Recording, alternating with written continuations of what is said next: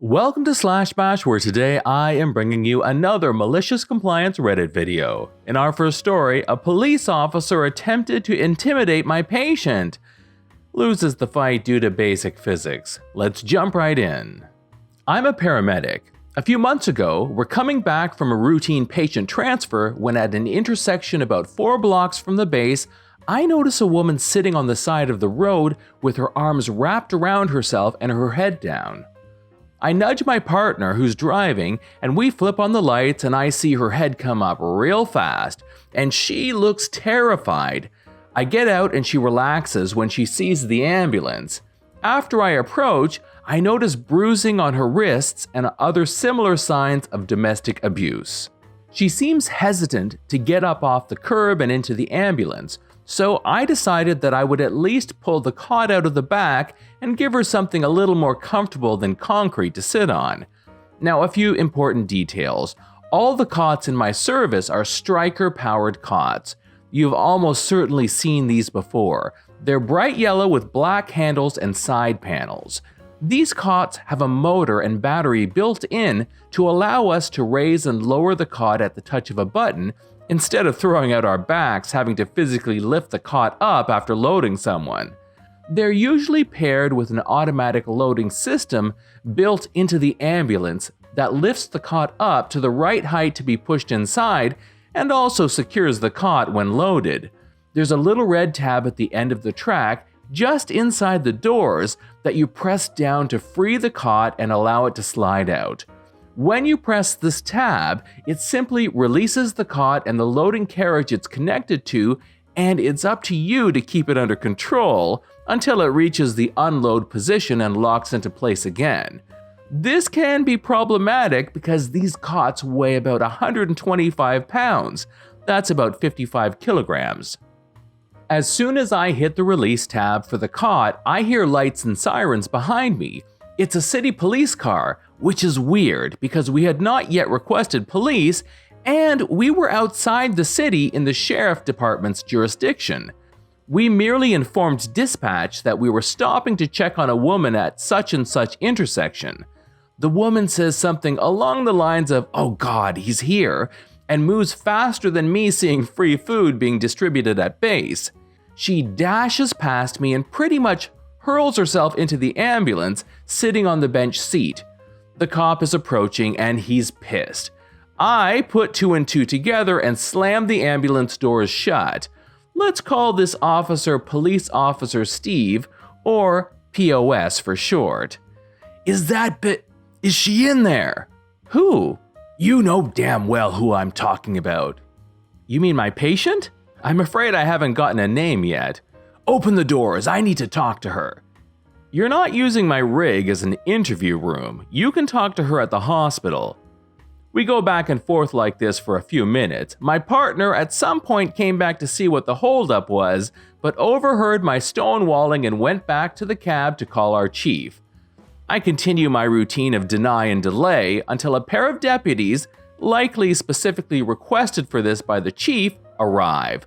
Oh good. Now I have witnesses. See, we had stopped on an upwards incline. I had hit the release tab on the cot and it wanted to slide back. I had to close the doors so swiftly, I didn't bother pushing the cot back against the stops and locking it in place. Emboldened by the presence of 2 deputies, he gets in my face. "Get out of my way or I'm gonna have you charged with obstruction." Okay. I step out of his way and he opens the double doors. Between the cot, the monitor, and the jump bag, I'd say there was probably close to 160 pounds contained by those doors, all of which come barreling out and hit POS square in the chest. He goes backwards and falls on his ass. One of the deputies laughs aloud. The other walks up and kneels down beside the guy. He says, "Your shift captain is going to be here in 5. I wouldn't be here then if I were you." POS gathers himself up and scowls at me, then stomps off. There is a limited amount that I can say about the aftermath as the trial is not yet settled, but we all know how well charges stick to cops. The woman is now living elsewhere. The cop is still a cop, and I have been getting pulled over at least twice a week ever since then. But the video footage of him getting body checked by that cop remains one of the best things I've ever seen. Story number 2, only mustard and pickle, extra mustard and pickle. This recent ketchup story inspired me to share my own tale.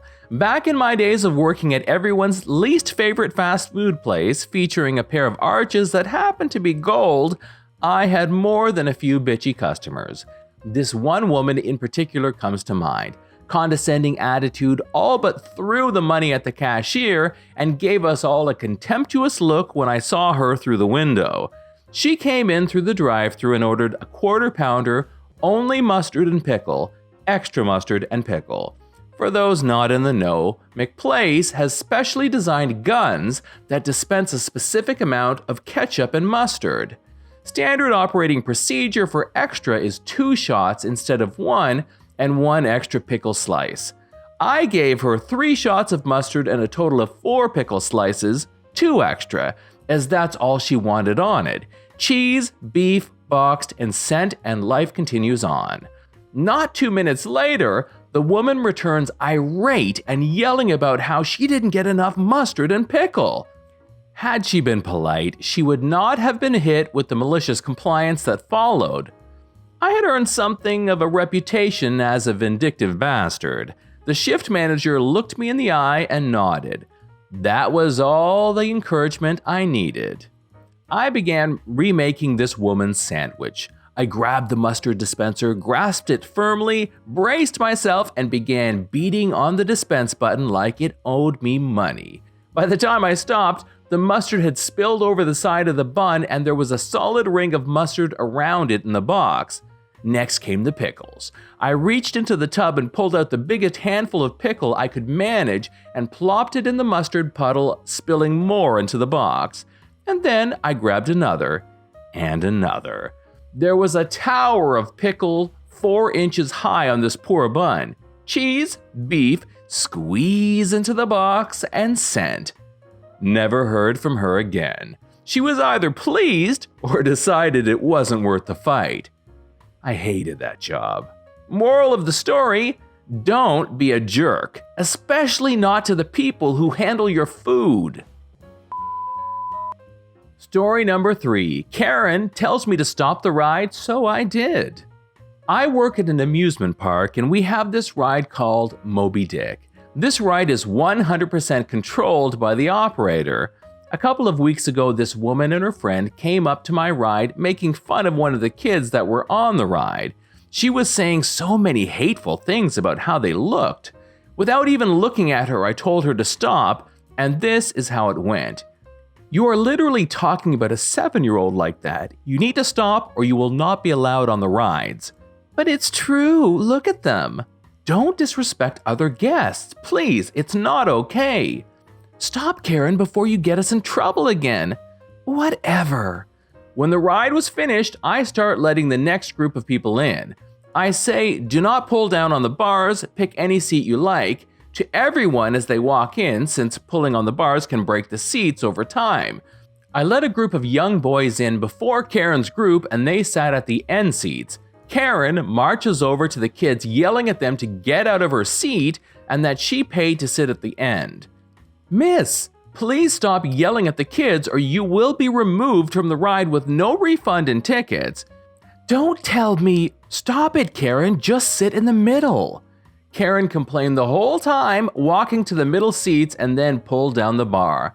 I was thinking it was time to get a manager over, but I didn't want to bother them with her. Once I got everyone seated, I closed all the seat bars.